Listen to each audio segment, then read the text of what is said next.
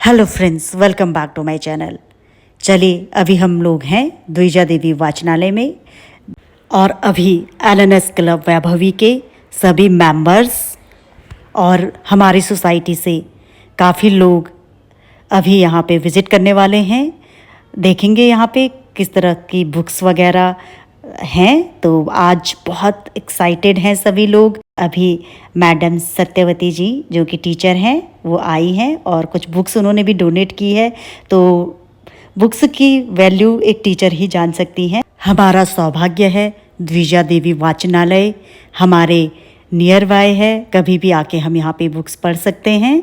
तो अभी सभी लोग आ चुके हैं। हमारी संस्कार वैभव अध्यक्ष मीना जैन जी दीप प्रज्वलन करेंगी और फिर उसके बाद विजिट करेंगे लाइब्रेरी और जानेंगे सबकी राय, उनको हमारी लाइब्रेरी कैसी लगी। तो सभी लोगों से उनकी राय हम लोग जानेंगे आज।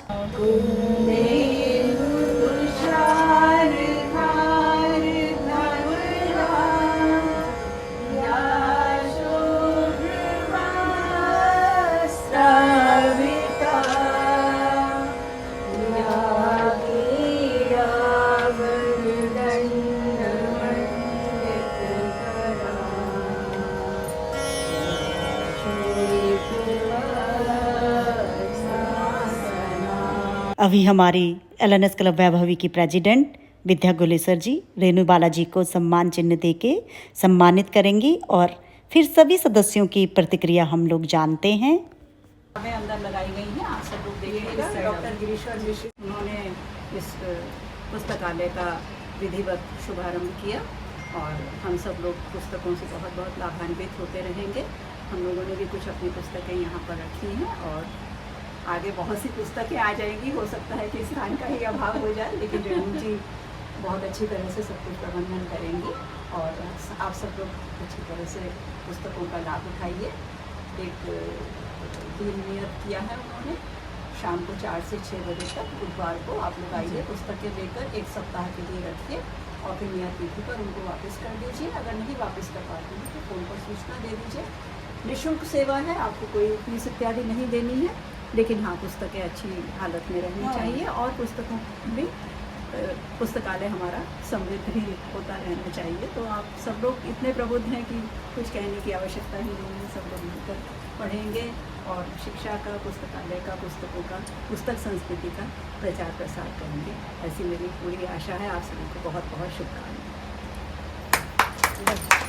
मुझे लगता है ये संपन्न तभी हो सकेगा जब आप सभी लोग आते रहें। प्रयास है, बहुत ही बेहतरीन प्रयास है और हम सब लोगों को कुछ न कुछ नया सीखने को मिलेगा। विद्यार्थी कक्ष ही है, पुस्तकालय है। तो मेरी एक पुस्तक बादलों के देश में ऑनलाइन प्रकाशित हुई है इसी वर्ष और कुछ लोगों के पास जो संस्कार वैभव समूह में है उनको मैंने उसका PDF भेज दिया था कि हाँ मैंने दे दी है रेणु जी को, उसको आप देख सकते हैं और PDF रेणु जी मैं आपको भेज दूँगी। चीज़ मुझे बहुत अच्छी लगी, मैं बताना चाहूँगी। बताइए। कि जो हम जैसे लोग हैं ना जिन्होंने बच्चों की शादी कर दी है, हैं और जो मतलब जो हम अपने घर परिवार में इतना जुड़े हुए थे, अब ये जो बुक्स के साथ रेणु ने जो ये काम शुरू किया ना, तो मेरा तो रास्ता खुल गया।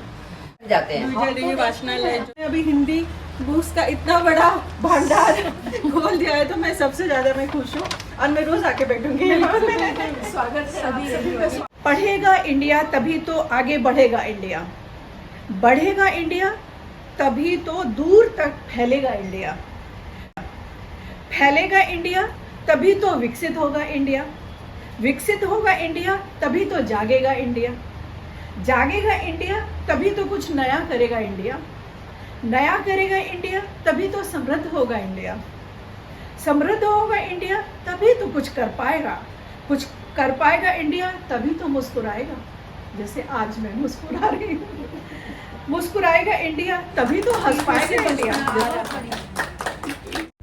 तो चलिए एक बार फिर से अपने अध्यक्ष मीना जैन जी एवं सभी सदस्यों के साथ पुस्तकालय विजिट करते हैं। आपका ही है ये काम इजी नहीं, जय जय चरण परे, वाह वाह। और आगे से मेंटेन करना भी बहुत बड़ा सही यूटिलाइजेशन है ना स्पेस का। सीरियसली देखो ऐसा कहीं मिलता है देखने को कि इस रूम में भी कविता हो रही है और उस रूम में भी कविता हो रही है। संवादहीन हो गए हम। नामक पुस्तक समाज की कर्मठ व जुझारू 8वें दशक की वरिष्ठ महिला आदरणीय वीना जैन जी की सक्रियता व निष्ठा भाव को ध्यान में रखते हुए प्रेरणा स्रोत लिखी गई है। मैं उनका हृदय तल की गहराइयों से धन्यवाद देती हूँ, आभार व्यक्त करती हूँ। इसमें कुछ एक कविताओं का विभिन्न पत्र पत्रिकाओं में प्रकाशन भी हुआ है। अब इसे काव्य संग्रह के रूप में प्रकाशित किया जा रहा है। पुस्तक का मुख्य पृष्ठ चित्रांकन स्वयं मेरा है। इसमें मेरी बेटी का साथ है। ये पुस्तक प्रकाशन के लिए सभी गुरुजनों, परिवारजनों एवं मित्रों का आभार व्यक्त करती हूँ, जिनके शुभाशीष वचनों और सहयोग से यह कार्य संपन्न हो पाया है। मेरी कविताओं का यह प्रथम काव्य संग्रह एक सतत प्रयास है। आशा करती हूँ कि मेरी कविताएं पाठकों को कुछ पल के लिए अवश्य ही आनंदित करने में सक्षम हो जाए। बिल्कुल। तो ये पुस्तक मेरी है, एकल पुस्तिका है।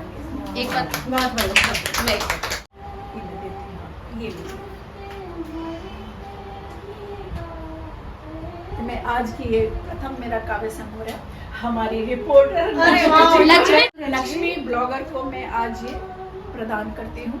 ये पढ़ें, पढ़ाएं, अपने बच्चों को भी पढ़ाएं। वैभवी प्रेसिडेंट विद्या गुलेसर जी भी यहाँ पे है। तो विद्या जी आज आप पूरे एलएनएस क्लब के मेंबर्स के साथ आए, तो आप ही बताइए कि आपको कैसा लगा लाइब्रेरी और सारे मेंबर्स की क्या प्रतिक्रिया रही। ये रेणु जी ने जो हमारे एलएनएस क्लब की सदस्य हैं, उन्होंने सबके लिए, सब एलएनएस बहनों के लिए और हमारे पार्श्वनाथ सोसाइटी के लिए ये इतना बड़ा ज्ञान का भंडार नाम आपने पूरा क्या पहले ओपन किया है, उस सबके लिए खुला किया है। कोई आए और पढ़े, जिनका हिंदी आजकल हिंदी बुक्स मिलने बाहर बहुत मुश्किल हो रहे हैं, तो यहाँ पे आके कोई भी, और ये निःशुल्क है, मेन मतलब निःशुल्क ये है। समाज सेवा, ये समाज सेवा है इनकी, ये बहुत बड़ा काम कर रहे हैं। तो मुझे लगता है कि आके सबने पढ़ना चाहिए और आपका ज्ञान बढ़ाना चाहिए। हाँ, मुझे लगता है मैं कुछ बोलूं, मुझे लगता है कि आजकल तकनीकी ये जो मीडिया है, टेक्निकल जो मीडिया है, मोबाइल है, लैपटॉप है, इन सब में आपको सब कुछ मिल जाता है, लेकिन पुस्तकों से बच्चे दूर हो रहे हैं। तो मेरा एक छोटा सा प्रयास है कि बच्चे समाज से जुड़े, किताबी भाषा पढ़ें और अपने आप को समझ बादलों के स्पेशली बच्चों के लिए बहुत अच्छा।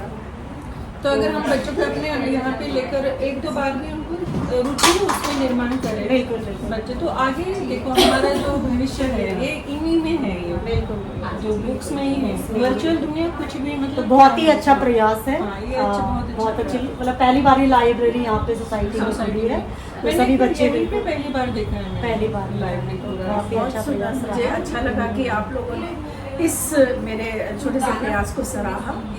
में एक आर्टिकल छपा है मधुबनी की लोक कला, ये आजकल देश विदेश में बहुत ज़्यादा प्रचलित है, बहुत प्रसिद्ध भी है।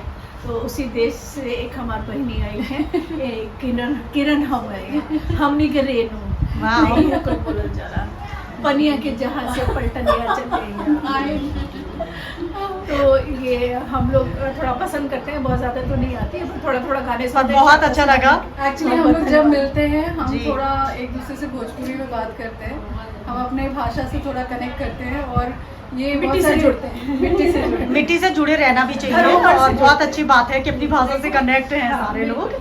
मिथिले में रहुना हे पाहुना, यही मिथिले में रहुना, जवन सुखवा ससुरारी में, जवन सुखवा ससुरारी में, वही सुख कहूना हे पाहुना, यही मिथिले में रहना।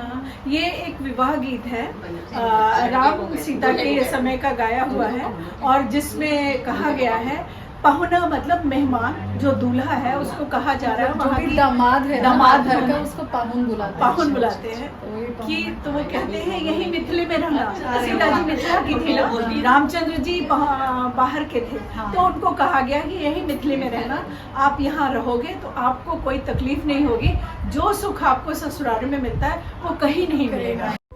तो अभी सभी लोग पुस्तकालय विजिट करके चले गए हैं। सभी की प्रतिक्रियाएं बहुत अच्छी थी। पुस्तकालय सभी को बहुत अच्छा लगा और बहुत सारे लोग टाइम टू टाइम यहाँ पे आके पढ़ना चाहते हैं। काफ़ी जिज्ञासा व्यक्त की सभी ने। तो एक बार फिर से पुनः रेणु जी का धन्यवाद व्यक्त करते हैं और मिलते हैं जल्दी एक नए व्लॉग के साथ। तब तक बने रहिए मेरे चैनल पर and please like, share and subscribe to my channel.